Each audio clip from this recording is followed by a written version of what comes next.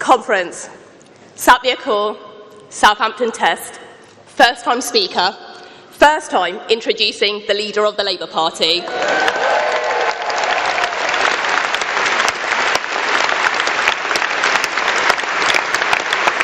I'm the new Labour leader of Southampton City Council. I say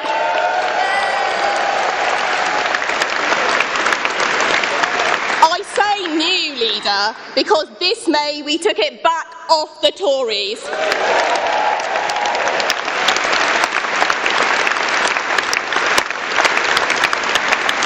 When Labour lost in Southampton last year, we had a choice. We could either wallow in our grief and accept opposition politics, or we could get organised, get active and work together to take the fight to the Tories. Offering a new vision, a fresh start, an alternative to Conservative chaos. As tempting and easy as the former might be, we took the harder, much more rewarding route. We took Labour back into power.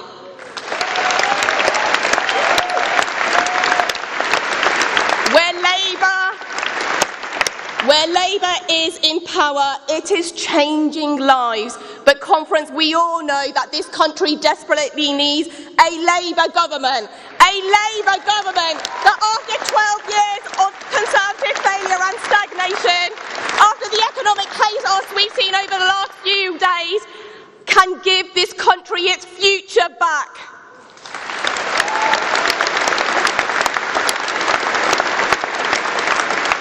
Conference, we come here year after year to set our vision for a better Britain. But there's a difference now, because now we, the Labour Party, are showing we are ready to govern again in every corner of the country, from the very bottom to the very top.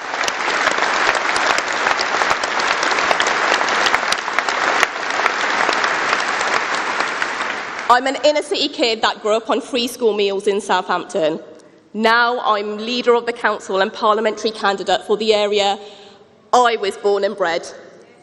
Never in a million years did I imagine I would be here speaking to you all today, on this very grand stage, in a room full of incredible people, about to introduce our next Prime Minister.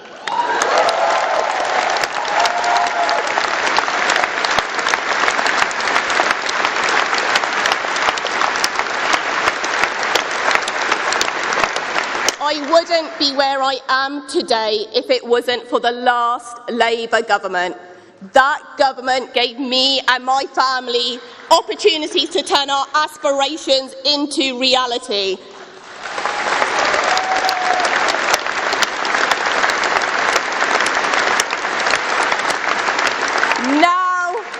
Now, Conference, it's down to all of us to deliver the next Labour government, to turn the dreams of the next generation into reality.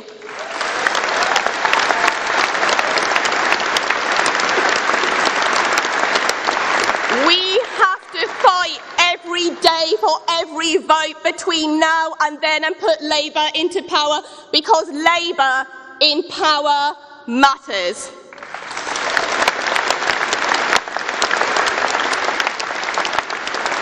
Everyone can see we've changed. We've stopped talking to ourselves and turned to face the people of this country. We've led the way on tackling the cost of living crisis and come up with the solutions the government has been forced to adopt. We've started listening to people, and we are being rewarded by people listening to us once again.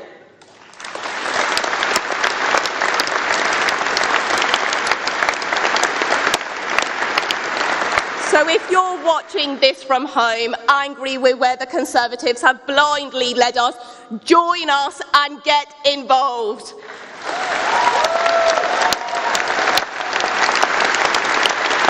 If you're already involved but not active, get active.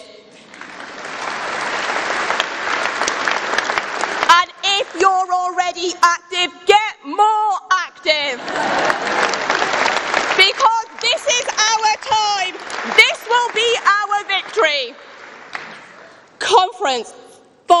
I want to say a few words about Keir. From day one, he knew what Labour had to do to win again. Now he's setting out what Britain needs to do to win again. He has turned our hope into belief. So let's give a big hand for the man who's going to finally put an end to this tired, worn-out Tory government, the man who's going to be the next Prime Minister of our country, the man I'm proud to call our leader, Keir Starmer.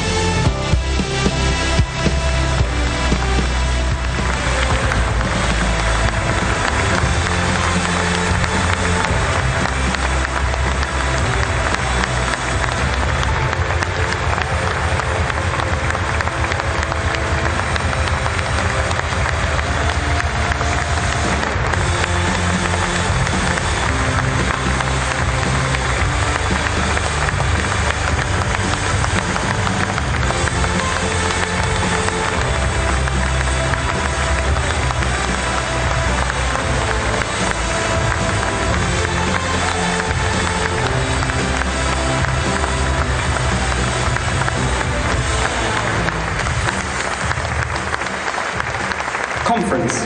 Please welcome Keir Starmer, Leader of the Labour Party and our next Prime Minister.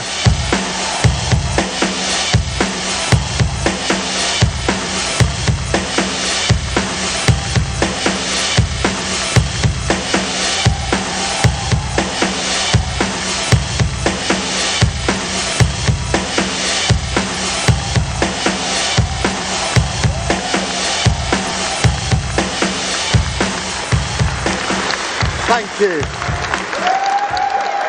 Thank you, Conference.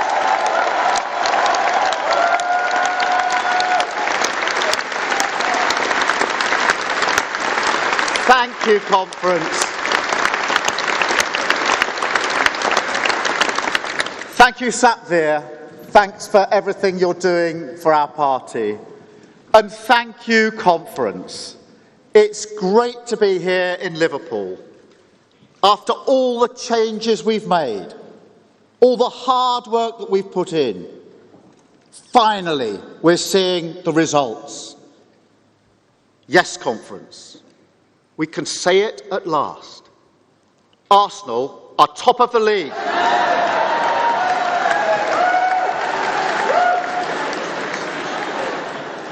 But before I begin, I want to address something important. This is our first conference in Liverpool since 2018. That means it's our first conference since this city's call for justice for the 96 became justice for the 97. For too long, this city has been let down. So when Labour wins the next election, one of my first acts as Prime Minister will be to put the Hillsborough Law on the statute book.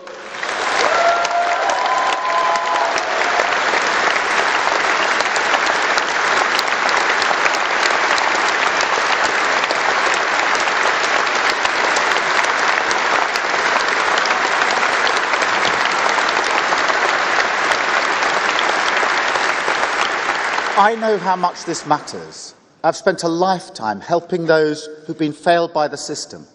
I worked with Stephen Lawrence's family and Jane Clough's to get them justice. I promise you, we will get this city the justice it deserves.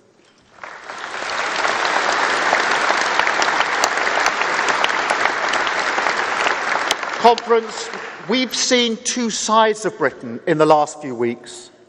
On one side, a nation united by a profound purpose to pay its respects to a remarkable sovereign. And that queue, 5 miles at its peak, even in death, our Queen found a unique way to capture the British spirit. But Conference, the other side of Britain never went away. A Britain all at sea, where a cloud of anxiety hangs over working people. At moments of uncertainty like this, we must provide clear leadership. We must stand with working people, meet their ambitions for real change, walk towards a better future and build a new Britain together.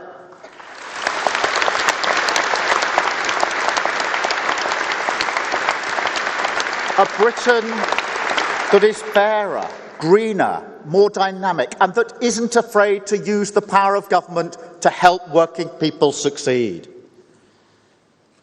Because we can't go on like this. What we've seen in the past few days has no precedent. The government has lost control of the British economy. And for what?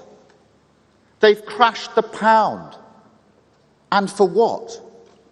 Higher interest rates, higher inflation, higher borrowing. And for what? Not for you, not for working people, for tax cuts for the richest 1% in our society. Don't forget, don't forgive. The only way to stop this is with a Labour government.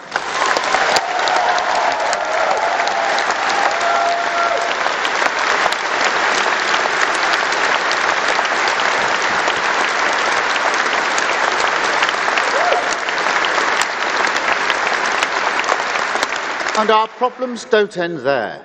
Raw sewage in our rivers and seas, backlogs everywhere, at our borders, in our courts, in our hospitals, crimes like burglary, totally unpunished, people told to drive themselves to hospital after a heart attack, and millions of families, pensioners, the poorest in our society, still facing the coldest winter of their lives.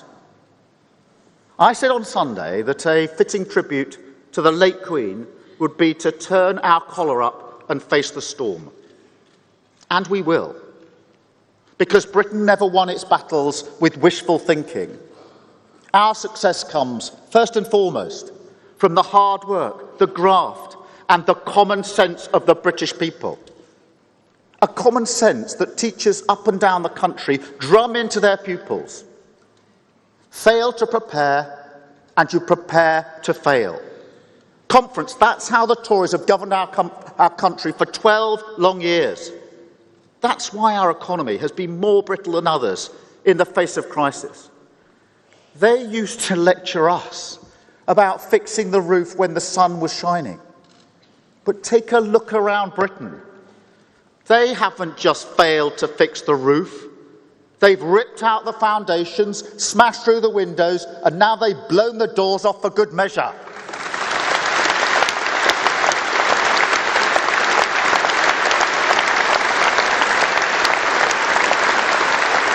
Conference. My government will be different. We will run towards the challenges of tomorrow. We will get us out of this endless cycle of crisis. And we will do it with a fresh start, a new set of priorities, and a new way of governing.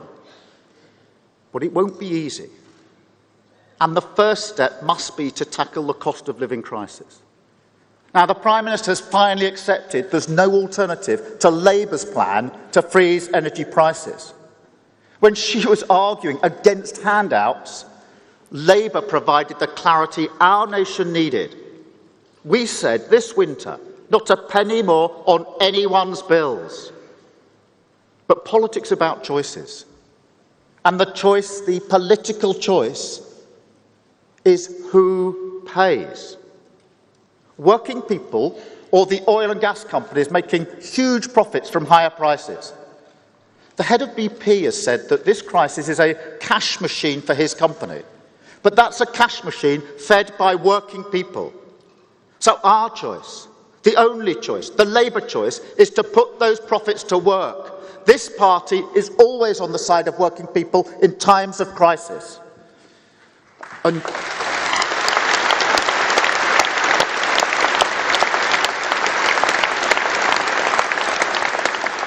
Conference, I know this will shock you, but the Tories aren't on the side of the NHS either. My mum worked in the NHS. My sister worked in the NHS. My wife still works in the NHS. The NHS runs through our family like a stick of rock. But I tell you what, I'm really worried about how many lives are at risk this winter. Talking to doctors in my local hospital, I said, the NHS is on its knees, isn't it? And they said, no, Keir, it's face down on the floor. And the pathetic response of the government last week left it there. The way to get it back to its feet is with a stronger NHS workforce. That is the main barrier to capacity right now, staff. So as Rachel announced yesterday, we will take on an extra 7,500 medical students every year. We will double the number of district nurses. 5,000 new health visitors. 10,000 extra nursing placements. And I'll ask you something.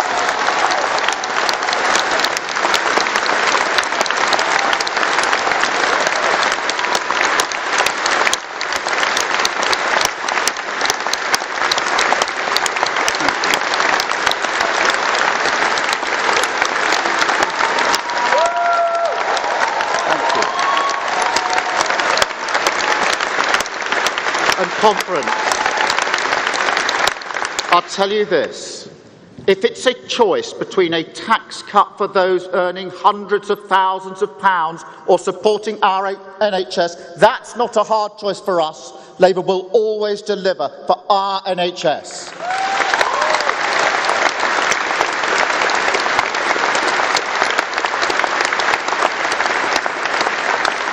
But these are just the first steps on a much bigger journey. The next Labour government must restore our sense of collective hope. We should never be left cowering in a brace position. It's time for Britain to stand tall again, to believe in ourselves again, to chart a new course and to get our future back.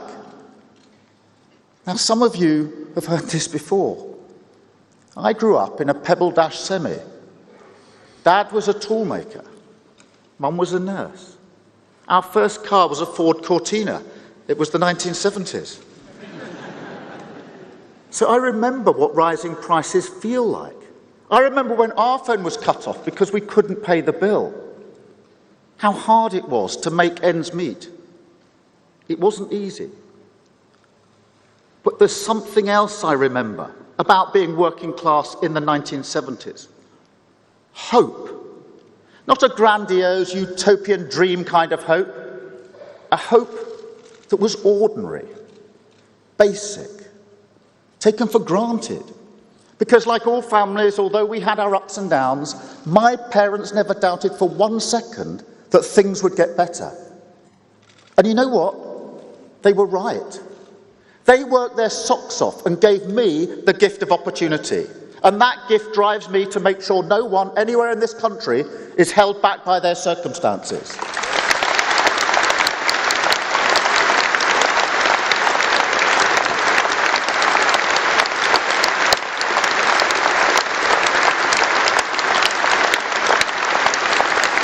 That's not just words, it's the story of my life. And I don't think these values are special. The opportunity to get on is what everyone wants for their family. It's more than a British value. It's what we tell our children. Work hard and you can achieve anything. Work hard and you will get a fair chance in Britain. My parents didn't just believe this, it comforted them. But is it still true? I don't think so. After 12 long years, our spirit is ground down.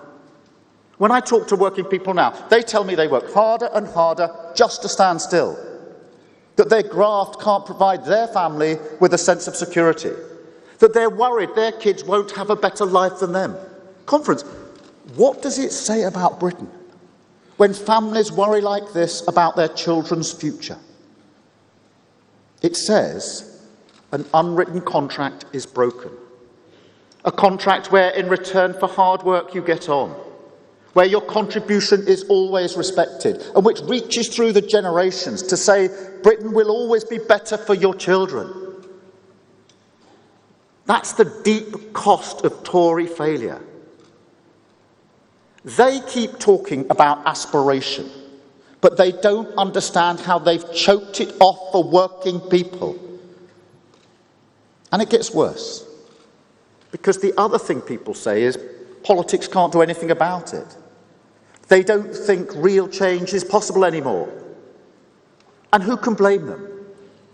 Just look at what they've been through.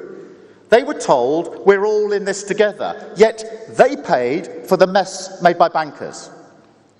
They cried out for economic change in a referendum, but their calls went unanswered. They united to defeat a virus, only to see the government break all the rules that they respected. And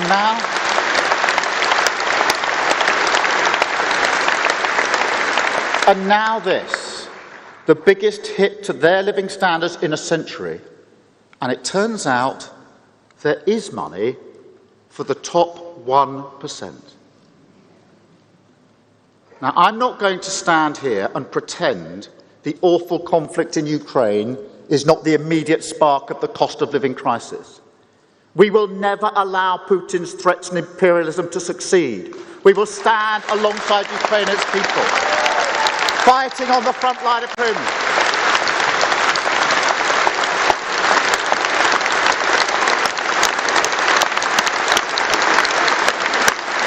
So let this entire conference say together, Slava Ukraini!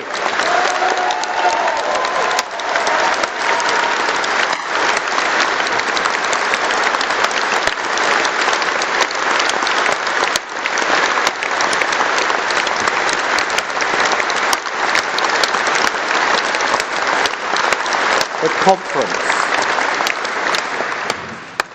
I will never accept that the war is an excuse for how unprepared Britain was to tackle the fallout.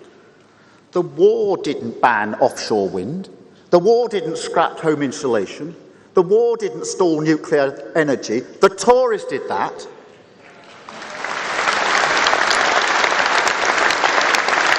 And in their budget last week, they sent out a new message. A message that echoes around the kitchens and workplaces of families right across the country and says, your struggles, your hopes, your ambitions don't matter to us. We are not here for you. You are not our people. We are here for those at the top, and the rest of you can shove off.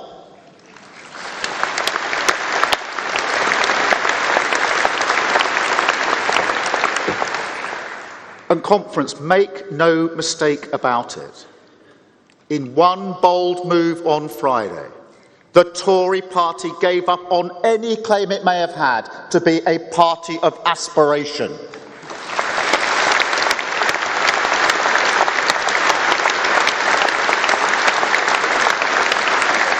So we need to get moving. That's the other thing my background gives me, impatience. If you're born without privilege, you don't have time for messing around. You don't walk around problems without fixing them. And you don't surrender to the instincts of organisations that won't face up to change. As a human rights lawyer, I took on governments who wanted to keep the barbaric practice of death by hanging. In Northern Ireland, I worked alongside others to make sure the police service worked for all communities. As Director of Public Prosecutions, I overhauled the handling of sexual violence cases to make them work better for victims. And this working class impatience is what drives me in this job too. Now,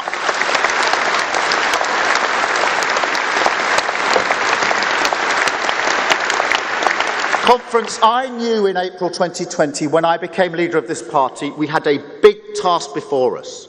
We had to change our party and prepare for power all in one go. Not change for change's sake. Change with a purpose. To make our party fit to serve our country. That's why we had to rip out anti-Semitism by its roots.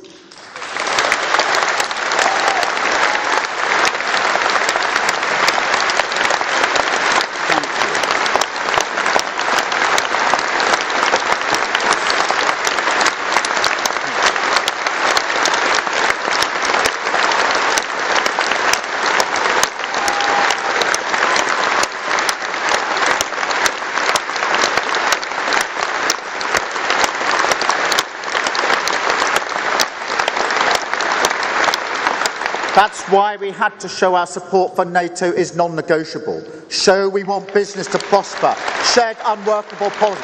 Country first, party second. And I didn't do this alone. Conference, we did it together.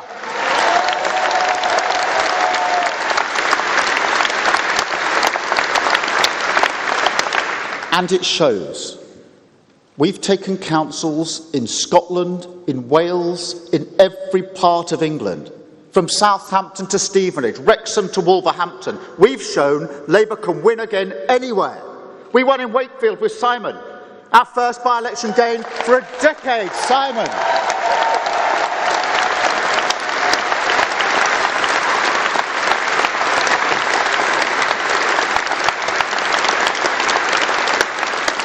But people need more.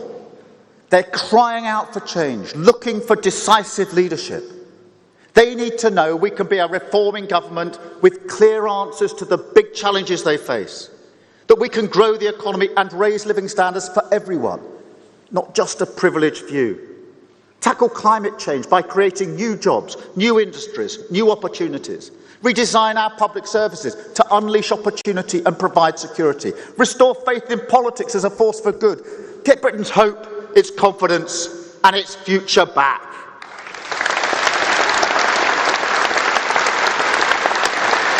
So,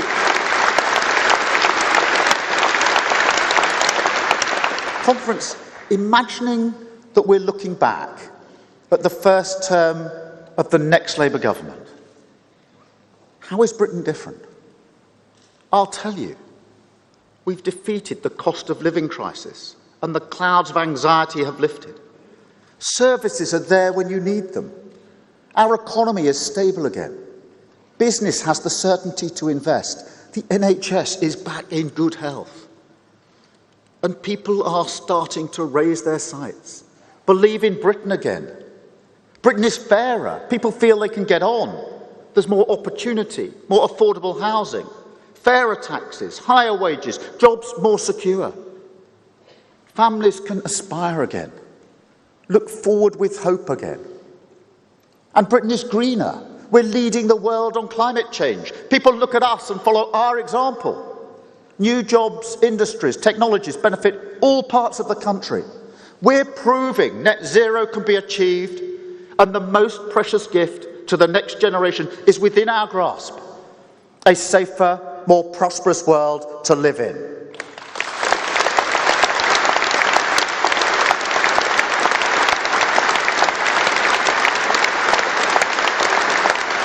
And because we're fairer, because we are greener, we're also more dynamic. Our entrepreneurial spirit unleashed, new technology improving public services, cutting-edge science and world-class services driving economic growth. And working people are respected as the people who create the wealth that drives Britain forward.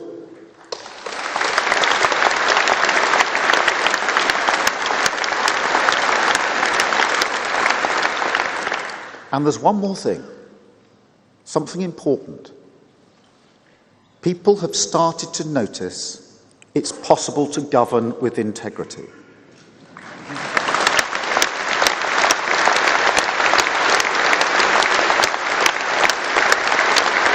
To unite rather than divide, to respect other points of view, to see that long-term plans trump short-term fixes, that decline is not inevitable.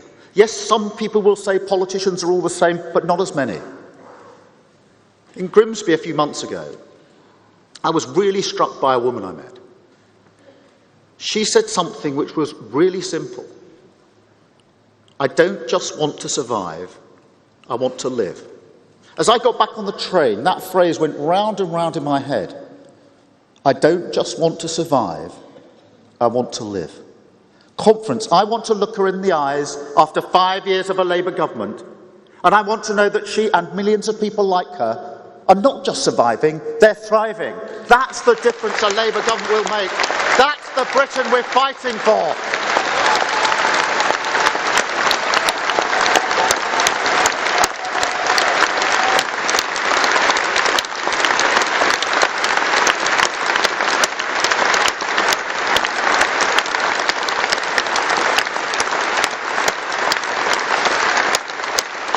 But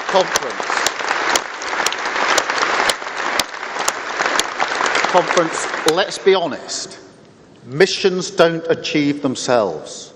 You need focus, determination, and the courage to make very difficult choices, particularly when managing the country's finances. Rachel Reeves and I have set out a framework for sound money. We're determined to reduce debt as a share of our economy.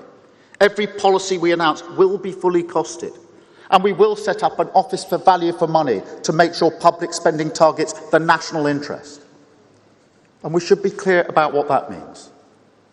It means not being able to do things, good Labour things, as quickly as we might like. That's what responsible government looks like. Because if you lose control of the economy, if you act irresponsibly, as the Tories have done in spectacular fashion, then you lose the ability to do anything, and working people pay the price. We will not let that happen.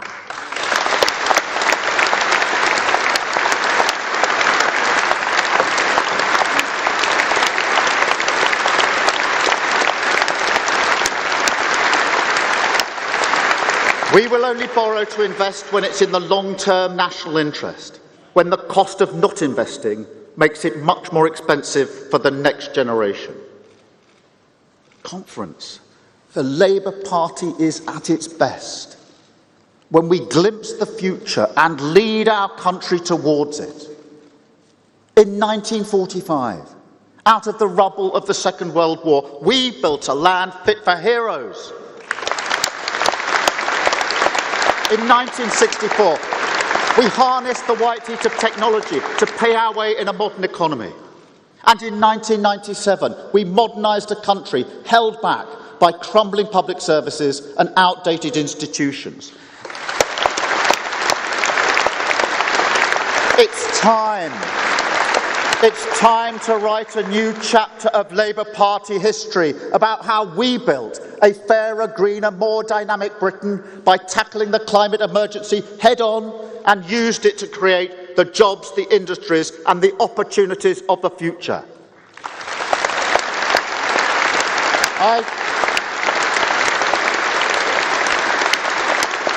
I come at this not just as leader of the Labour Party, but also as a father. As a father, I'm spurred on by the voices of our children, the cry of indignation, demanding our generation act before it's too late. As Labour leader, I see it as a matter of justice and opportunity, about the fairness and better society that I came into politics to create, the biggest opportunity we've had in decades to make this country work for working people. Across the world, countries are already gearing up to meet this challenge.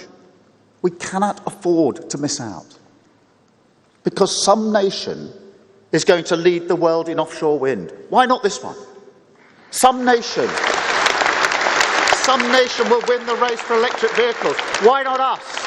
Some nation will be the first to harness new hydrogen power. Why not Britain?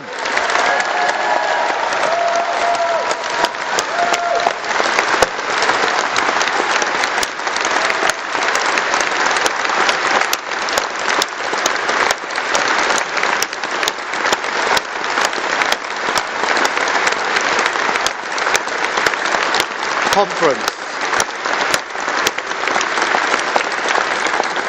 That's why today I'm so proud to launch our Green Prosperity Plan, a plan that will turn the UK into a green growth superpower. And driving the plan forward is a goal that will put us ahead of any major economy in the world. 100% clean power by 2030. A huge national effort. A huge national effort.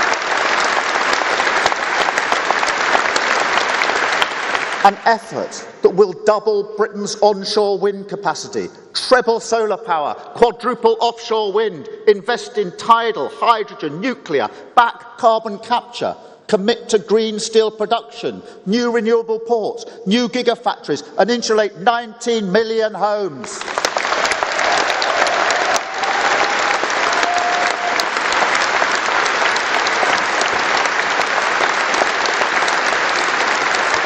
And working with Ed Miliband and his team, we'll make sure this energy revolution powers up all parts of the country.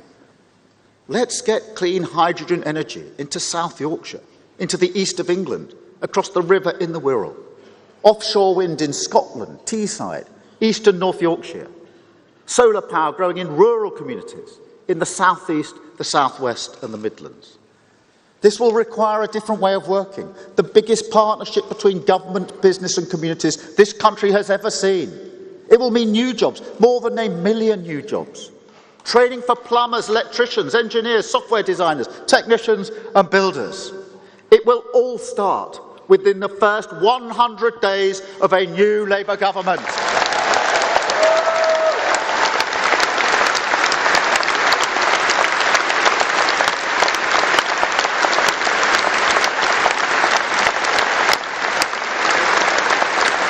And what will it mean for working people? Cheaper bills and higher living standards. Take home insulation. I saw this for myself on Abbey Road. Not that one. This one's on a council estate in Kirklees, where the Labour Council had the good Yorkshire foresight to do a real job on insulation. I went in January. It was freezing cold. I was invited in, the house was warm, the energy bills next to nothing, and the tenants were grinning from ear to ear. And why not? Over £1,000 off your winter fuel bill. What's not to like? Clean energy is already cheaper than fossil fuels, 9 times cheaper. We just need more of it. This is about fair growth, powered by clean British energy, everywhere in the country. That's what levelling up really looks like. Practical Labour solutions, not empty Tory slogans.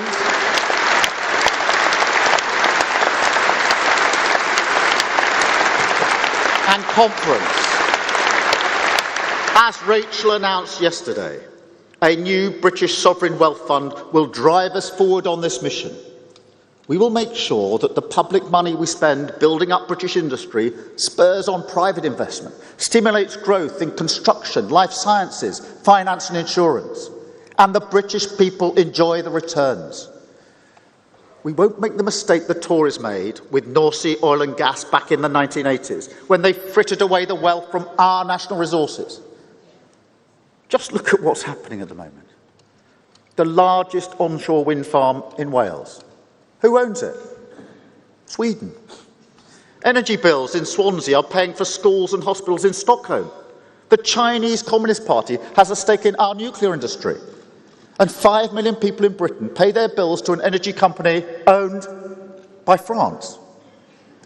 So we will set up Great British Energy within the first year of a Labour government. A new company. A new company.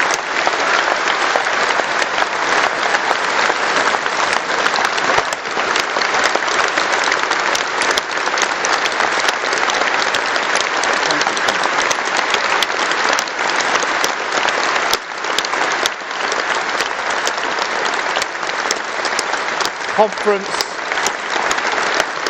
a new company that takes advantage of the opportunities in clean British power. And because it is right for jobs, because it is right for growth, because it is right for energy independence from tyrants like Putin, then yes, Conference, Great British Energy will be publicly owned.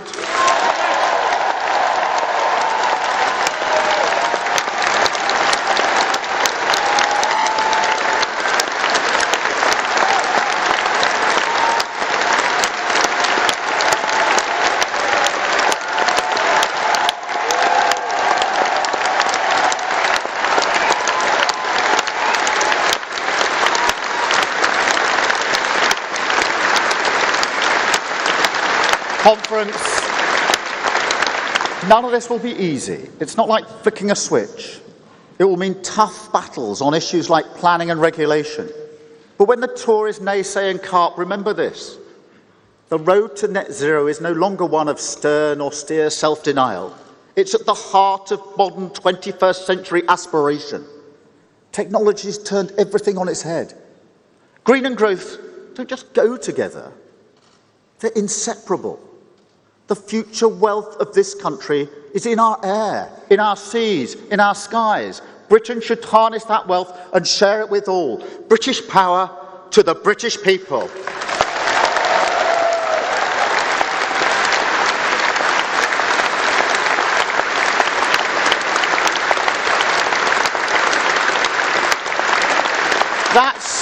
That's why I've always said we will fight the Tories on economic growth. Their record is appalling. The worst decade of growth in 2 centuries. Or, as the Chancellor puts it, a vicious cycle of stagnation. Now, I have to say, as a former prosecutor, it always warms my heart when somebody caught banged to rights pleads guilty at the first opportunity.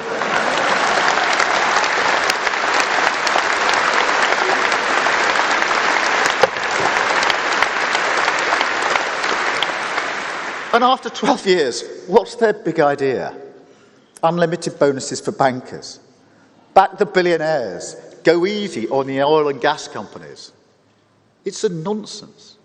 Everyone earning less than £155,000 a year loses out with their plan.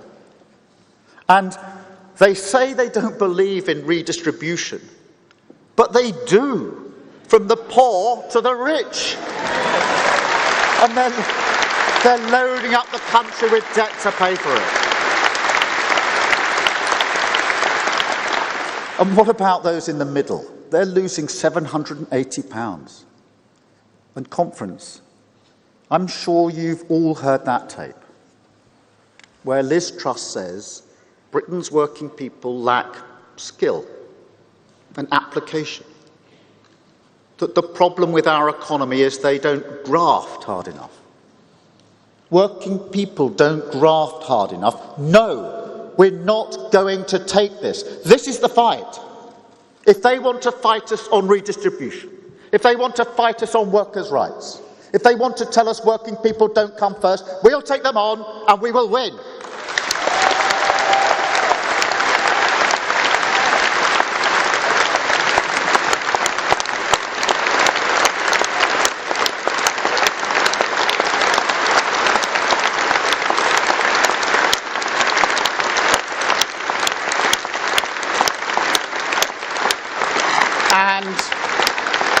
And we will win not just because we have fairness on our side, but because we have economic reason on our side too.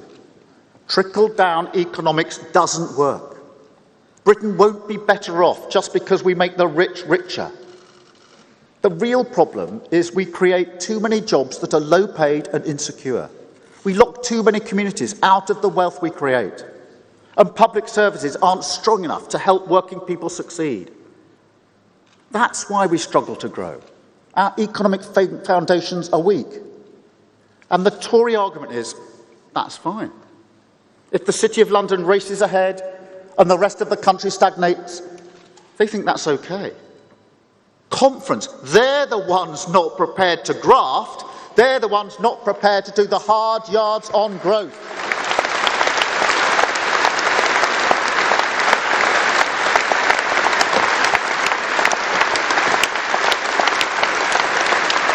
But we will. We will end the blight of low pay and insecure work with our New Deal for working people. We will transform the state so the decisions which drive growth in communities are made by local people with skin in the game. The people of Liverpool know what's best for Liverpool. And the same is true in Burnley, Sunderland, Peterborough and Plymouth. If we want fair growth everywhere, communities need a stake. And they need good, affordable housing for working people as well. I've seen home ownership rise almost my entire life. It's the bedrock of security and aspiration. That Pebble Dash semi meant everything to my family. But now, under the Tories, the dream of owning your own home is slipping away for too many. And that's a political choice. Because if you keep inflating demand without increasing supply, house prices will only rise and homes become less affordable for working people. So we will set a new target, 70% home ownership, And we will meet it with a new set of political choices, a Labour set of political choices. No more buy-to-let landlords or second homeowners getting in first. We will back working people's aspirations. Help first-time buyers onto the ladder with a new mortgage guarantee scheme. Reform planning so speculators can't stop communities getting shovels in the ground. My message is this. If you're grafting every hour to buy your own home, Labour is on your side. Labour is the party of home ownership in Britain today.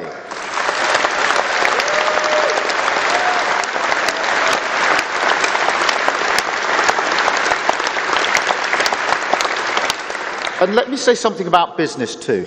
Don't be fooled into thinking that they buy into the Tory trickle-down fantasy.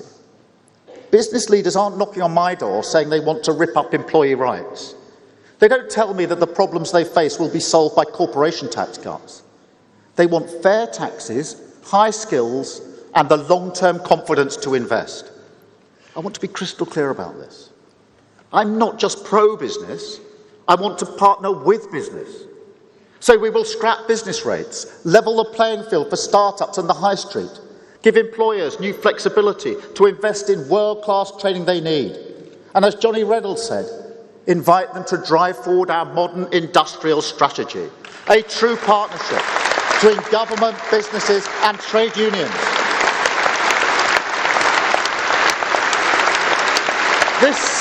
This isn't about the size of government, it's about what government can do.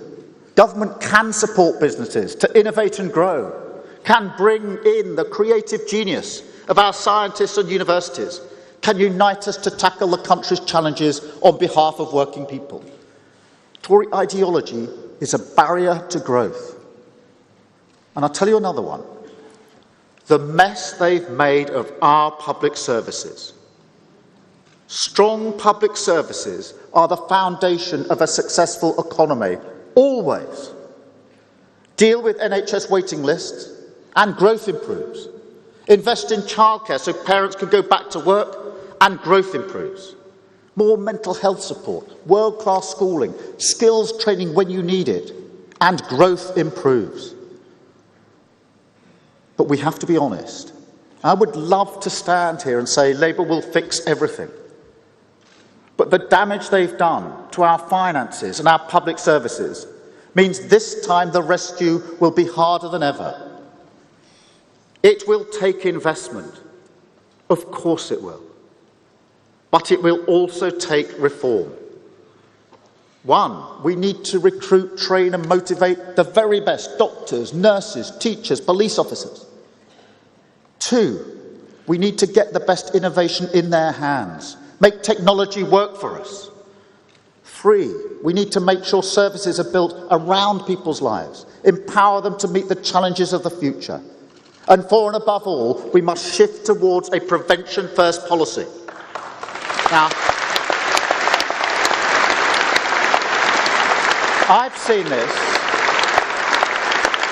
this for myself. Early intervention saves lives and saves money.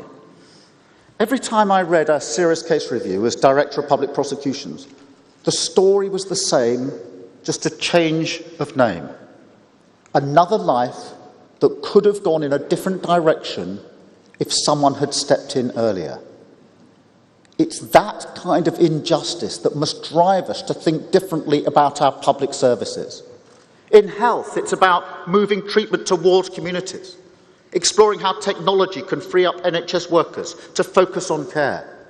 In education, it means not just imparting knowledge, but developing the creativity, the resilience, the curiosity young people need in a modern world.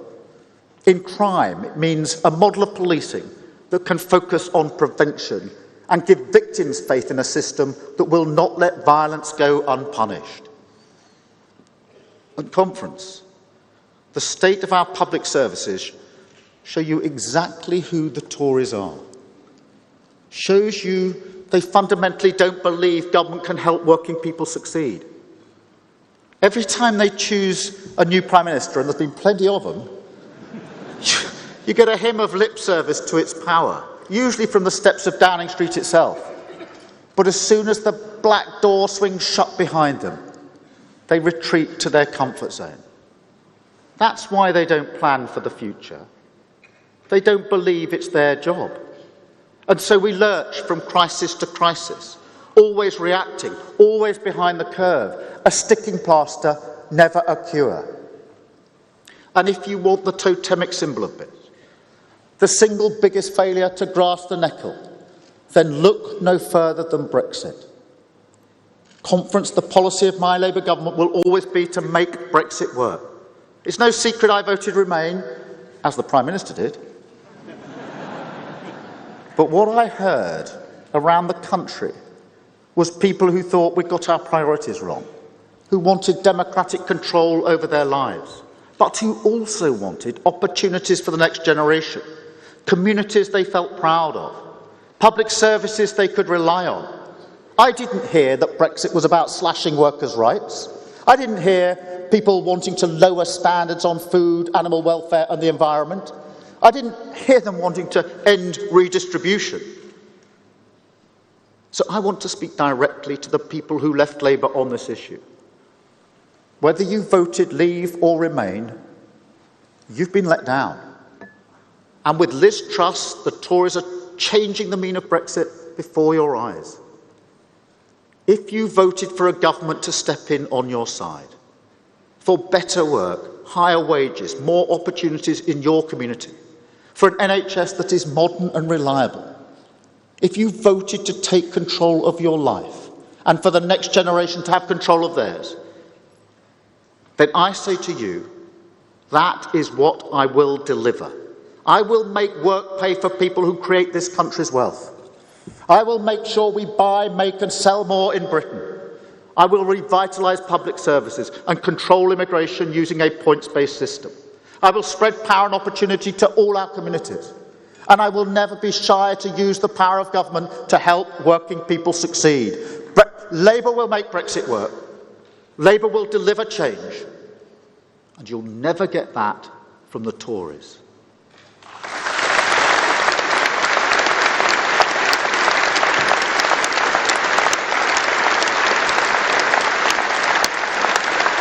And conference, you won't get it from the SNP either.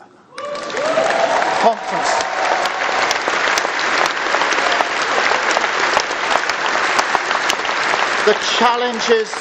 The challenges we face, the cost of living crisis, climate change, standing up to Putin, are common across our four nations. We saw off the threat of fascism and deadly disease together. We built the NHS and the welfare state together. But I don't believe in our union just because of our history. I believe in it because of our future. I know we can meet the great challenges to come, build new beacons of fairness that light up the islands we share. Scotland needs a Labour government that can deliver change.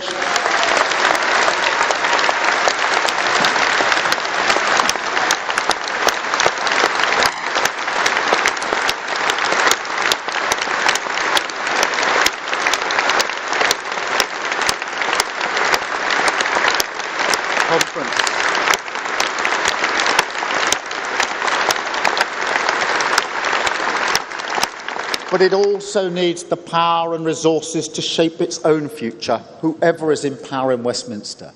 And the SNP are not interested in this. For them, Scotland's success in the UK is met with gritted teeth, seen as a roadblock to independence, and so they stand in the way. We can't work with them. We won't work with them. No deal under any circumstances.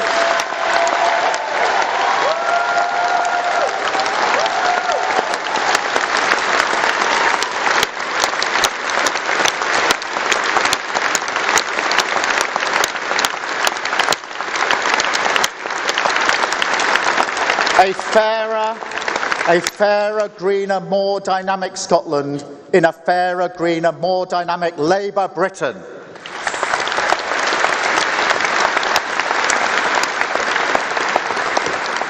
Conference on climate change, growth, aspiration, levelling up, Brexit, economic responsibility. We are the party of the centre ground. once again the political wing of the British people.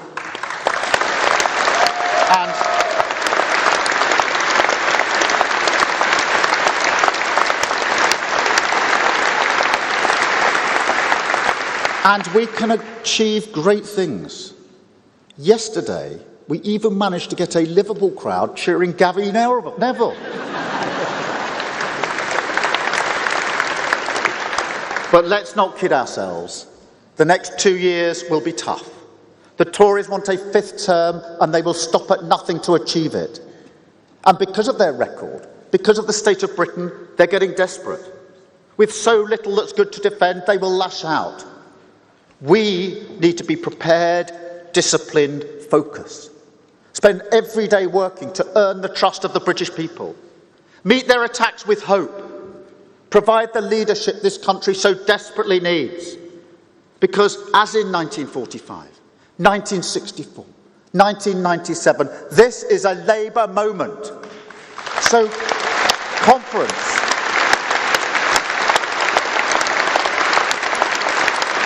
Say it loud and believe it. Britain will deal with the cost of living crisis. Britain will get its future back. A country where aspiration is rewarded, where working people succeed, a force for good in the world, a clean energy superpower, a fairer, greener, more dynamic nation. This is my commitment to you, the national mission of the next Labour government. And together with the British people, we will do it. Thank you, conference.